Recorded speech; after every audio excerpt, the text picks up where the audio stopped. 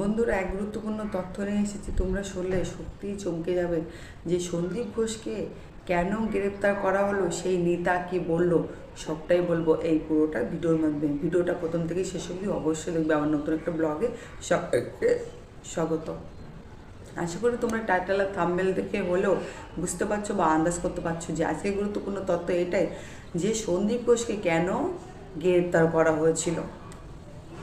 সেই নেতা কি বললো, প্রথমে তো বলি হ্যাঁ, সন্দীপ ঘোষকে গ্রেপ্তার করা হয়েছিল দুর্নীতির কারণে, আর তিলোত্তমা দর্শনের খুনের পিছনে যে প্রমাণগুলো লুপাট করেছিল সেই কারণে কিন্তু সন্দীপ ঘোষকে গ্রেপ্তার করা হয়েছিল। কিন্তু এই যে 3 মাস কেটে গেল, 3 মাসে সিবিআই সন্দীপ ঘোষের বিরুদ্ধে কোনো চার্জশিট জমা দিতে পারেনি বলে কিন্তু সন্দীপ ঘোষকে জামিন দেওয়া হয়েছে। হ্যাঁ, কারণ সন্দীপ ঘোষ একটা বড় খেলোয়াড়, তাকে ধরা অত সোজা না। সে একটা রাঘব বল। সেই তৃণমূলের নেতা বলছে যে আমার মক্কেল আমাদের সন্দীপ ঘোষ কিছুই করেনি, তাকে শুধু শুধু 3 মাস জেলের মধ্যে রাখা হয়েছে। এই যে যে অপরাধটা করেছে এর একটা শাস্তি চাই, এর একটা বিচার চাই। কারণ আমাদের সন্দীপের মতন মানুষই হয় না। সে গরিব সাধারণ মানুষের পিছনে এতটা থাকে, সে কি করে একটা ডক্টরকে সে খুন করবে? সে ওই হসপিটালে একটা প্রিন্সিপাল, সে কী করে একটা ডক্টরকে সে নৃশংসভাবে হত্যা করবে আর তাদের প্রমাণ লোপাট করবে? সে দুর্নীতি কী করে করেছে, তার কি প্রমাণ আছে? তিনি কিন্তু বারবার করে বলছে এই কথাটা, মানে বলতে চাইছেন, তিনি এটাই বলতে চাইছেন যে সন্দীপ ঘোষ কিছুই করেনি, তাকে বিনা কারণেই জেল খাটানো হয়েছে, এবং যে 3 মাস জেল খাটানো হয়েছে খুবই অন্যায় করেছে সিবিআই, আর তার জন্য কিন্তু আইনজীবীর কাছে সে দাবি চাইছেন। মানে সেটা রাস্তায় বেরিয়ে জনগণের সামনে চিৎকার করে বলছে যে সন্দীপ ঘোষ কিছুই করেনি, তাকে বিনা কারণেই কিন্তু জেল খাটানো হয়েছে। আর আমাদের সন্দীপ ঘোষ যদি দোষ করেই থাকে, তার তো প্রমাণ চার্জশিট কিছু জমা দেয়নি কেন? তাহলে সিবিআই কেন জমা দিতে পারেনি? কারণ এই জন্যই জমা দিতে পারেনি, কারণ সে হচ্ছে রাঘব বল।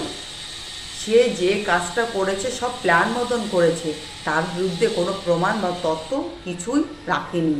আর যে প্রমাণগুলো রেখেছিল সেটা তিলোত্তমা দর্শন খুনের সঙ্গে কোনো যোগ নেই। সেই কারণে কিন্তু তাকে জামিন দেওয়া হয়েছে, আর সেই কারণে কিন্তু তার বিরুদ্ধে কোনো চার্জশিট তৈরি হয়নি। আর টালাটানা রসিদও তো গ্রেপ্তার করেছিল, সেটা তো সকলেই জানে। তিলোত্তমা দর্শন খুনের প্রমাণ লুপাট করার জন্য কিন্তু করা হয়েছিল, গ্রেপ্তার করা হয়েছিল। আর এই সন্দীপ ঘোষের তালাটা হয়েছে কিন্তু 2000 টাকা জরিমানা রেখেই কিন্তু জামিনটা দেয়া হয়েছে।